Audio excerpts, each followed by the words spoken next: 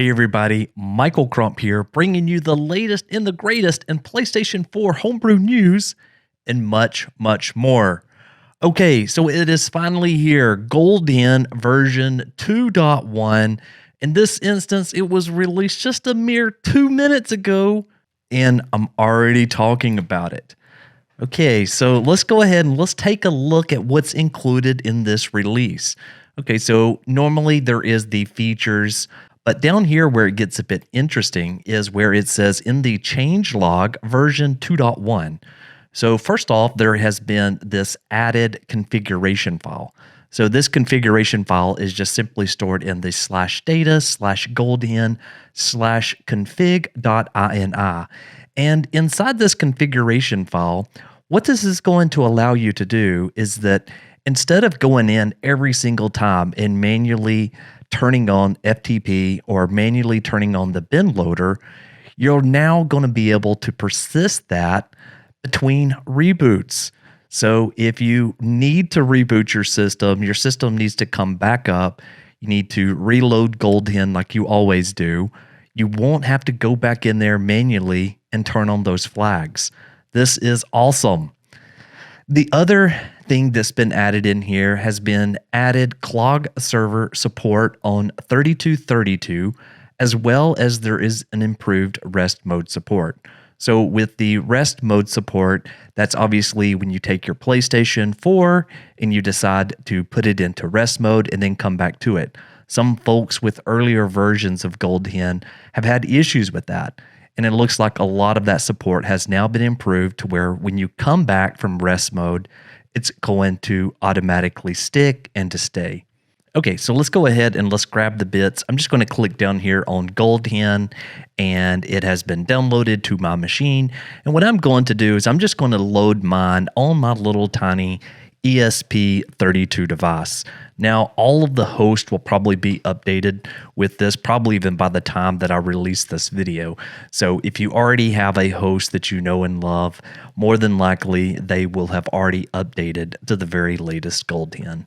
And I can also see all of the other folks that's been working on things such as the Raspberry Pi Zero. All of those will probably be updated, within a couple of hours. Okay, so let's get this new file uploaded. Okay, so I have mine over here in PS4/GoldHEN. And what I'm going to do here is I'm just going to simply extract this. So right click and we're going to extract it. And now let's go into GoldHEN v2.1. I'm so excited. Okay, so inside of this, you can see that there is the 9.00 payload.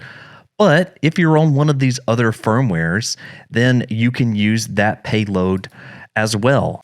And so this is a really nice thing to keep in mind. So if you are on one of the older firmware, such as 5.05 or 6.x or 7.x, then you can still use this GoldHEN v2.1. So it's available for all firmwares. Today, we're going to be looking at just the 9.0 firmware. Okay, so I've went ahead and I've connected to my ESP32 device. And what I'm simply going to do is I'm going to go over to my file manager. And there is the beta of 2.0. We're just going to simply delete that. We're going to hit OK. And we're going to give this a moment. Now we're going to go to File Uploader. Okay, and now we're just going to simply click on where it says GoldHEN 2.1_900.bin. And let's go ahead and open that. And I'm going to upload it.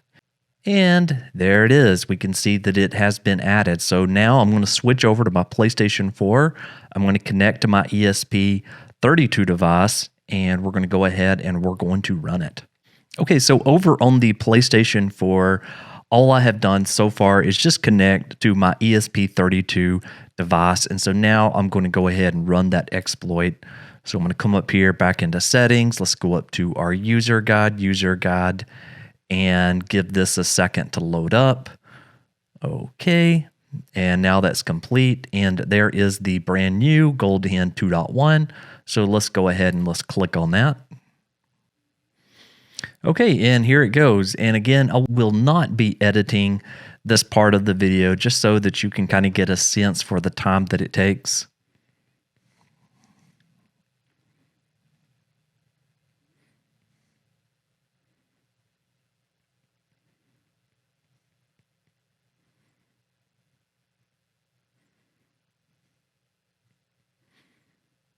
Okay, insert the USB drive. Again, in this instance today, I am doing it all manually. I'm not using the Raspberry Pi USB emulation method, so I'm going to use the USB stick.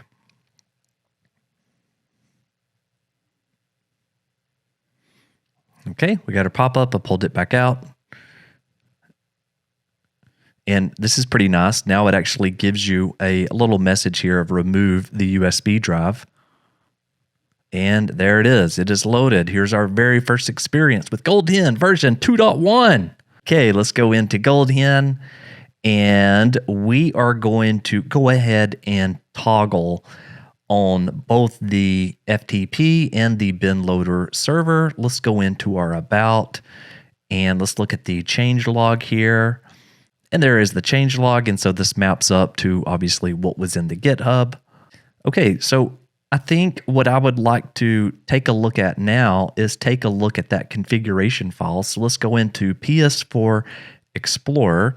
And if you don't have that, you should obviously go ahead and download it. It's the way to look at files and so forth. So we're going to go into data/GoldHEN, and now we're into the configuration file. And we can see that there is a bin loader with a field of enabled equals 1, as well as an FTP server that also says enabled equals 1. So 0 would be off, and then 1 would obviously be on. So that's just in the config.ini file. Let's go ahead and let's take a look at putting this thing into rest mode. Okay, putting it into rest mode.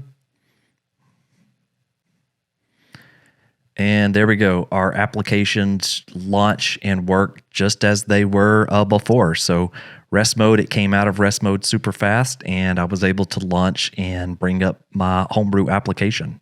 So we're looking good there, at least in this one quick initial test. Okay, so I have decided to reboot the system just to double check and make sure that the configuration does enable each time. So I'm going to simply come back in here. We're going to go to our settings. We're going to go back into GoldHEN again. We're going to run this. Loaded GoldHEN. And now our FTP and our bin server should start automatically. There's the FTP. And there is the bin loader on port 9090. So it's working really, really, really awesome so far. Really cool stuff.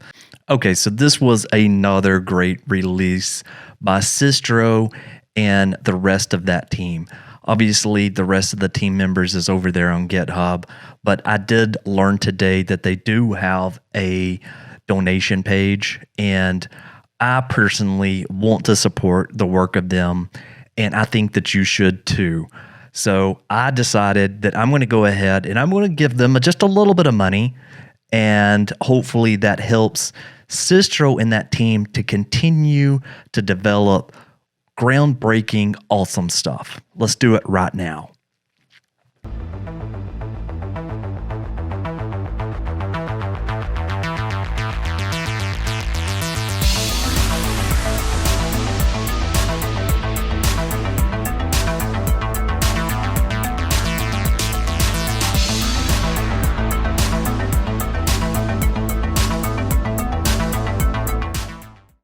And there we go. So thank you so very much, Sistro and team. Greatly appreciate the work that you're doing. Thanks for watching, everyone, and I will see you on the next one. Michael, out.